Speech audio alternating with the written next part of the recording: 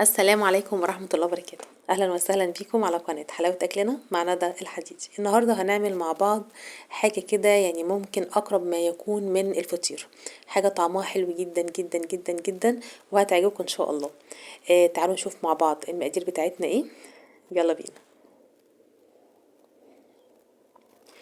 عندي كوبايتين ونص من الدقيق، وعندي ربع كوباية من الزيت، ونص كوباية من اللبن، عندي معلقتين من السكر صغيرين، ونص معلقة من الملح، وعندي معلقة صغيرة من البيكنج باودر، وعندي اللي هو الباكو بتاع الخميرة الفورية ده.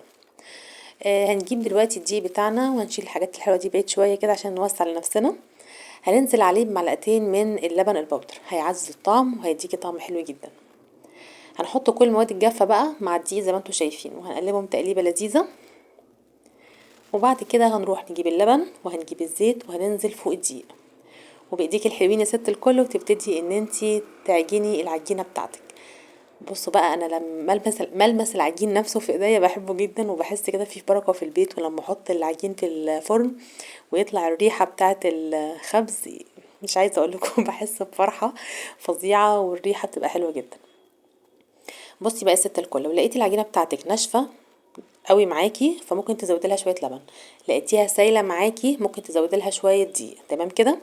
في العجين بالذات لو حاجه فيها غلط ممكن في ثانيه ان انتي تصلحيها. هنحطها لغايه ما تتخمر. تمام. والجو الساعه الجميل اللي احنا فيه ده ممكن تاخد معاكم ساعه او ساعه ونص تخمير. دلوقتي بقى هناخد ما قلت لكم مش على الزبده. تمام. هنجيب الزبده بتاعتنا تقريبا يعني اقل من ربع كيلو، يعني ممكن تستعملي مثلا حته قد اللي انتوا شايفينها دي، اقل من ربع كيلو كتير. وبعد كده هنفردها ما بين الكيس كده، حطاه فردته ما بينهم، بس لازم تكون مطلعه الزبده من التلاجة. وهنرجعه التلاجة تاني لغايه بقى ما نفرد العجينه بتاعتنا الجميله. خلاص خمرت. ابتدي دلوقتي اشيل الهواء اللي دخل جواها ده بسرعه، واحط شويه دقيق على الرخامه بتاعتنا الجميله. وبعد كده نفرد الاستاذه دي زي ما انتوا شايفين. هنفردها تقريبا السمك بتاعها تقريبا يعني ممكن تقولي نص سنتي تقريبا يعني. هنفرد العجينة بتاعتنا زي ما انتوا شايفين. تمام كده. تمام. هنجيب الزبدة بتاعتنا وهنحطها على نص واحد بس من العجينة بتاعتنا. ممكن تقليل الزبدة زي ما انتي عايزة، ممكن تقليلها شوية، ما تخليهاش كتير يعني، ما بتحبيش الزبدة طعمها يبقى طاغي قوي يعني. هبتدي دلوقتي افرد بقى العجينة تاني، وتحاولي ان انتي ترققيها على قد ما تقدري. احنا عايزينها تطلع طبقات حلوة كده، وتبقى شبه الفطير، وتبقى طعمها حلو وخفيفة وجميلة. بس برضو نصيحة، قللي شوية من الزبدة عشان خاطر ما تبقاش تقيلة. تمام كده. تمام. دلوقتي بقى خلاص بعد ما فردناها هنجيب السكر وهنفرده على العجينة كلها. مش عايزاها مسكرة يا ست الكل، ما تحطيش سكر خالص. بكون محضره مكسرات. انا جايبه فول سوداني وجايبه زبيب، انا بحب في الطريقه دي احط زبيب وفول سوداني تمام. المهم تحاولي ان انتي تبعدي، يعني تخلي الزبيب والفول السوداني تقريبا في 3/4 الفطيره اللي عندي، واسيب الربع الاخراني فاضي. ابتدي بقى الف رول من عند ناحيه الزبيب من هناك زي ما انتوا شايفين كده. هلف الف الف لغايه لما اوصل لغايه اخر الزبيب اللي انا عاملاه ده تمام زي ما انتوا شايفين كده اهو. على فكرة طعمها كان خطير خطير، ولا كأنك بتاكلي فطيرة كده شرقية طعمها حلو. كل سنة وانتم طيبين.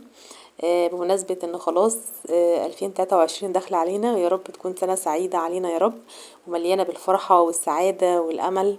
تفائلوا بالخير تجدوه يا جماعة. دايما نقولوا ان شاء الله اللي جاي هيبقى احلى من اللي راح. ان شاء الله فعلا هتلاقيه بإذن الله احلى كتير من اللي راح. يا رب تكون سنة سعيدة عليكم يا رب، ومليانة بالفرحة والسعادة، وكل حاجة تتمنيها ان شاء الله تحقق السنة الجاية. دلوقتي بقى هنعمل زي ما انتم شايفين كده شرايط، وهنلفها وهنحطها على العجينة زي ما انتم شايفين. هتدي منظر حلو للعجينة. بصوا بقى، خلاص انا لفتها زي ما انتم شايفين كده وحطيتها في صينيه. ممكن ما تدينيش الصينيه زبده خالص. انا دهنتها ورجعت قلت يا ريتني ما دهنتها يعني وهي نزلت شويه زبده، فكانش محتاج ان احط زبده عليها. بعد كده هبتدي ارش فوق وشها شويه سكر، هيديها لون تحفه. لما تحطيها في الفرن تحطيها في فرن حامي. تمام. وهتسيبيها مش هتاخد معاكي غير ربع ساعه تقريبا كل سنه وانتم طيبين، يا رب تكون وصفه عجبتكم واكون خفيف على قلبكم. بصوا بقى، مش هفكركم ان انتوا تحطوا لي لايك حلو زيكم وكومنت عسل.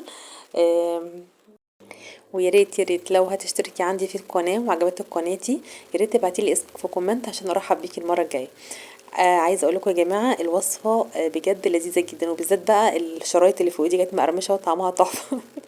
اشوفكم المره الجايه على خير في وصفه جديده. سلام.